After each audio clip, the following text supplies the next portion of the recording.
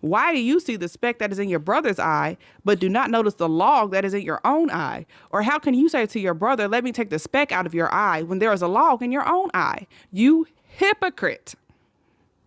First, take the log out of your own eye, and then you will see clearly to take the speck out of your brother's eye. So let's look at this scripture to recognize that he's not saying you can't tell somebody, you're not allowed to tell somebody that they're right or they're wrong. He's saying you can't do it if you have a log in your eye, because you can't even see clearly.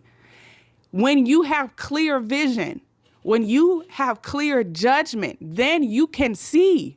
It says, then you can see to take the speck out of your brother's eye. There's still a standard and an expectation to take the speck out of your brother's eye. There's still a standard and an expectation to judge righteously and fairly. It's not to leave the speck in his eye and say, oh, that's his business. God has called us and given us responsibility to judge fairly and righteously, righteous judgment. But we have to be able to see clearly to even get the speck out of their eye. If we have a whole log in our eye, we have no place trying to get nobody's speck out, and we can't even see. God says you can't see. If your eye is dark, the whole body is dark.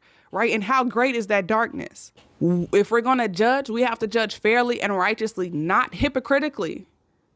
He does not stand for hypocrisy. But just because there's been a few wolf in sheep's clothing, just because there's been a few hypocrites, it does not mean that nobody is allowed to say anything to you. That's not what that means.